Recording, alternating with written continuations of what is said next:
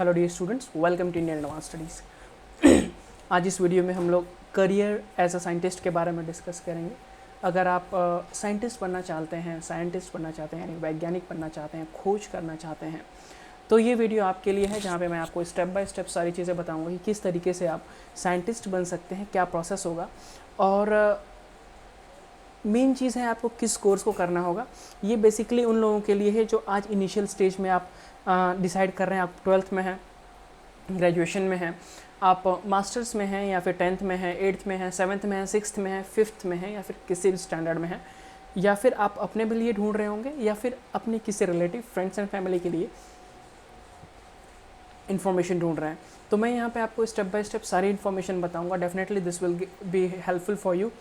उसके अलावा अगर आपको 1-on-1 कंसल्टेंसी चाहिए, कुछ चीज़ें छूट जाती हैं या फिर वो चीज़ें जो आपके मन में थी और मैं उन चीज़ों को कवर नहीं कर पाया हूँ, तो आप डिस्क्रिप्शन में लिंक है, वहाँ से आप 1-on-1 कॉल बुक कर सकते हैं, जहाँ पे मैं आपकी हेल्प करूँगा करियर गाइडेंस में। और वहाँ पे हम लोग बातें करेंगे एक दूसरे से, आपको मैं समझूंगा, आपके प्रॉब्लम समझूंगा और मैं आपको सोल्यूशन देने की कोशिश करूँगा किस तरीके से आप एलाबोरेट कर सकते हैं, अपने करियर को परस्यू कर सकते हैं। तो यहाँ पे हम लोग डिस्कस करने वाले हैं career as scientist. So let's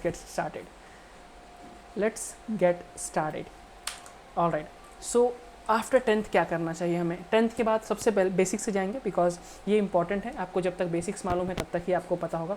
तो यहाँ पे 10th के बाद जाएंगे, चूज़ बिटवीन PCB या फिर PCM या फिर PCB आफ्टर 10th एग्जामिनेशन। यहाँ पे दो चीज़ें इंपॉर्टेंट है।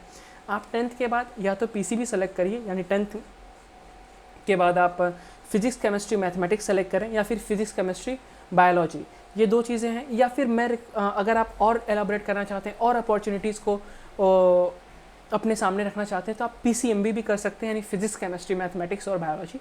इससे आप 11th-12th करना है आपको 10th के बाद।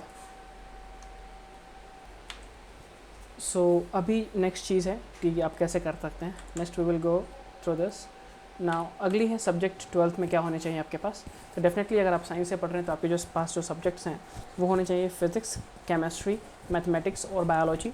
इन सारे सब्जेक्ट्स में से कॉम्बिनेशन होना चाहिए। आप PCM यानी या फिर आप फिजिक्स केमिस्ट्री बायोलॉजी लिए हैं तो आप मेडिकल फील्ड में रिसर्च करेंगे, साइंटिस्ट बनेंगे। अगर आपने फिजिक्स केमिस्ट्री मैथमेटिक्स लिया है तो आप इंजीनियरिंग, टेक्नोलॉजी, इन सारे फील्ड्स में जाएंगे, फिजिक्स में जाएंगे या फिर फिजिसिस्ट बनेंगे, कोई भी रिसर्चर बनेंगे। तो मैं रिक्वेस्ट करूँगा कि आप PCMB के साथ ही आगे बढ़ें। ओके, नेक्स्ट है स्पेशलाइजेशन। ओके, तो स्पेशलाइजेशन किन चीज़ों में चाहिए? आप physics, mathematics, biology, astronomy, geology, social science, इनमें स्पेशलाइजेशन कर सकते हैं। उसके बाद आप प्रोफेशनल स्पेशलाइजेशन कोर्स कर सकते हैं, जैसे BTech, BSc, फार्मा, B.Pharma जिसे हम बोलते हैं, एक्सेट्रा कर सकते हैं। आपको जिस सब्जेक्ट में इंटरेस्ट है डेफिनेटली आप उसी सब्जेक्ट में स्पेशलाइजेशन करें। उसके बाद टाइप ऑफ रोल्स क्या होते हैं, साइंटिस्ट के जो रोल्स होते हैं उसके बारे में भी डिस्कस करना काफ़ी इंपॉर्टेंट है। किन तरीके के रोल्स होते हैं, क्या रोल होंगे आपके, रोल्स एंड गोल्स क्या होंगे, ये सारी इंपॉर्टेंट चीज़ें हैं। So we will be going to discuss in this video. So make sure you are watching. कोई डाउट है डेफिनेटली आप कमेंट कर लें। तो आप टाइप्स ऑफ जॉब्स, यानी आप जब साइंटिस्ट बन जाएंगे तो किन तरह के जॉब्स करेंगे। तो आप बनेंगे एस्ट्रोनॉमर, आप एग्रोनॉमिस्ट बनेंगे, आप साइटोलॉजिस्ट या फिर साइटोटेक्नोलॉजिस्ट बनेंगे, इथोलॉजिस्ट और botanist, epidemiologist, microbiologist, geologist, metrologist, marine biologist और पैलियोंटोलॉजिस्ट, सिस्मोलॉजिस्ट। ये सारे जो हैं एक जॉब प्रोफाइल्स है, जो अलग अलग साइंटिस्ट अलग अलग कैटेगरी में होते हैं। इसके बारे में और डीप में जाना है तो आप 1-on-1 कंसल्टेंसी बुक कर सकते हैं, so that we can explain कि किन का क्या काम होता है। Alright, so let's next employment opportunities scientist के लिए कहाँ कहाँ पे हैं। तो अगर आप जब जॉब करते हैं तो मतलब आपको किन ऑर्गेनाइजेशंस में आपको जॉब मिलेगा, ये भी इम्पॉर्टेंट है।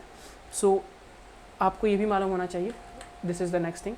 आप इंडिया में अगर जॉब करते हैं तो इंडियन मिनिस्ट्री जैसे माइनिंग, ओर, आर्कियोलॉजी, जियोलॉजी, ये सारी मिनिस्ट्रीज़ हैं, यहाँ पे आपके लिए जॉब अपॉर्चुनिटीज़ होती हैं। n number of job opportunities होती हैं।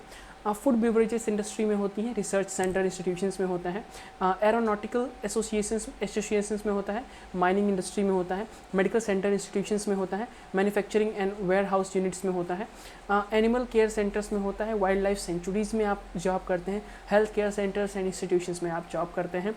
ये सारे ऑर्गेनाइजेशंस हैं जहाँ पे साइंटिस्ट को जो है वो प्रायोरिटी मिलती है।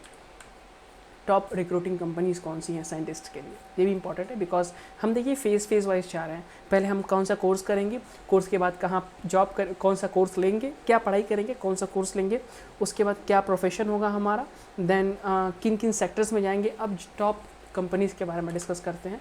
तो आप इंडियन एयरफोर्स में जा सकते हैं, मिनिस्ट्री ऑफ माइंस में जाएंगे, national aeronautics and space administration NASA में जाते हैं, इसरो में जाते हैं, Indian space research organisation, archaeological survey of India ASI में जाते हैं आप, Indian institute of science education and research IISER बोलते हैं जिसे, उसमें आप जाते हैं, international flavour and fragrance India limited में भी जा सकते हैं, Indian centre for cell sciences में जा सकते हैं, NCCS बोलते हैं, institute of steam cell biology and regenerative medicine जिसे INSTEAM बोलते हैं, एरोनॉटिकल डेवलपमेंट एजेंसी ADA में जा सकते हैं, एरो कंट्रोल में जा सकते हैं, ASRC एरो स्पेस कॉरपोरेशन में जा सकते हैं। तो ये जो मेन सेक्टर है, ऑर्गेनाइजेशन है, यहाँ पे अपॉर्चुनिटीज़ होती है साइंटिस्ट की, आप डेफिनेटली वहाँ पे चाहिए, एक्सप्लोर करिए। अब बात कर लेते हैं पे स्केल की। पे स्केल जो होती है वो डिपेंड करता है किस पोजीशन पे हैं आप, किस एज में हैं, कितना आपका एक्सपीरियंस है, वर्क एक्सपीरियंस क्या है, फ्रेशर है क्या है, फ्रेशर हैं, मिड में हैं, या फिर हाईली क्वालिफाइड एजुकेटेड और वेल एक्सपीरियंस्ड है। साइंटिस्ट की जो सैलरी होती है 6 लाख पर एनम से लेके 1.5 करोड़ रुपीज़ पर एनम तक गई हुई है। इंडिया में, फॉरेन में और भी जाती है, डिपेंड करता है आप किस ऑर्गेनाइजेशन के साथ काम कर रहे हैं। तो ये था एक ओवरव्यू जो साइंटिस्ट बनने के लिए हमने सारी चीज़ें आपको बताई। Let's get ahead. उसके बाद आपको बता दूं कि अगर आपने अभी तक चैनल को सब्सक्राइब नहीं किया है, डेफिनेटली चैनल को सब्सक्राइब करें, और अगर आपको कंसल्टेंसी चाहिए, 1-on-1 कंसल्टेंसी चाहिए, डिस्क्रिप्शन में लिंक है, उसे बुक करें so that we can talk.